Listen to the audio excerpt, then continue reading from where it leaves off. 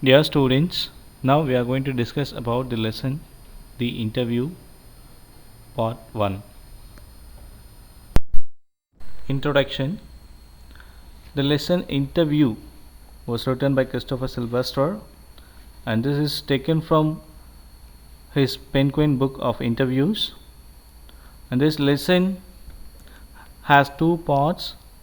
The first part, he talks about various opinions of the celebrities regarding an interview and its functions and methods and advantages of the interview.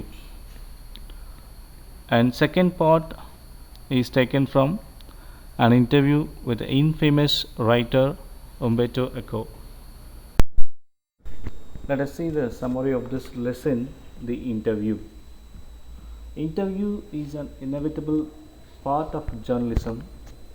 It was discovered over 130 years ago. These days it is nothing out of the ordinary.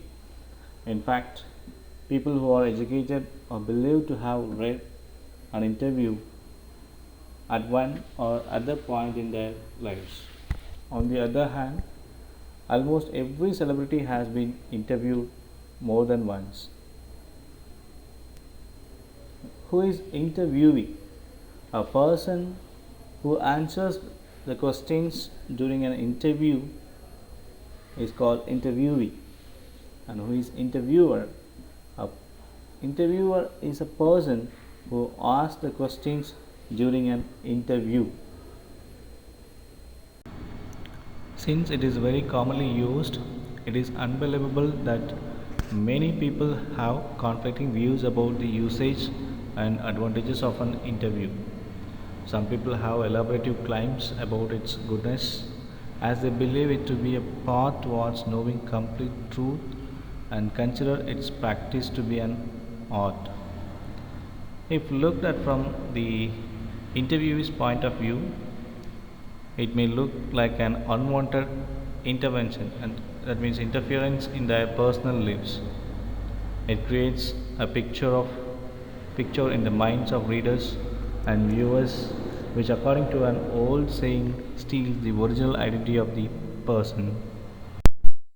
Many famous personalities have a bad impression in their minds about interviews. The cosmopolitan writer, cosmopolitan means multicultural writer, V.S. Naipaul feels that a bad interview has the tendency of leaving them wounded for life.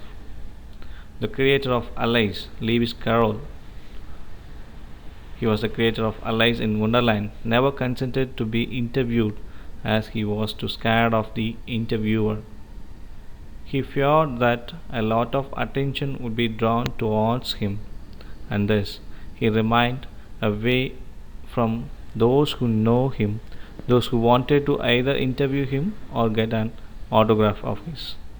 He would narrate tales of his success at avoiding such requests with satisfaction and enjoyment. Rudyard Kipling was an English journalist, short story writer, poet, and novelist. He also strongly against the idea of getting interviewed. His wife recorded one such incident in her diary when their day in Boston was ruined by two reporters. She also made an account of why her husband refused to appear for an interview. According to him, interviews are immortal and he calls interviewing a crime which should attract punishment just as any other crime. It is an extremely unpleasant experience and no one with self respect would ask or consent to it. Ironically, Kipling once carried on such assault on Mark Twain some years earlier. Mark Twain was an American famous writer. The famous English novelist and journalist H. G. Wells said that an interview was an unpleasant experience, but 40 years later he interviewed the Russian revolutionary Joseph Stalin. Another writer, Sal Bellow, was a famous Canadian American writer, commented that an interview seemed to be like fingertips on his windpipe.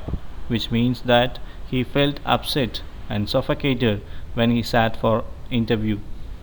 Despite the drawbacks, an interview seemed to fulfill its purpose of communicating with the audience. According to Dennis Bryan, an interview gives us the most clear impression of the people of our times.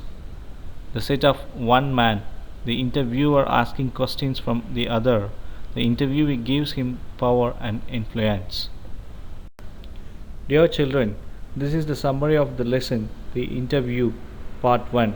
I hope you all understand the summary. Thank you.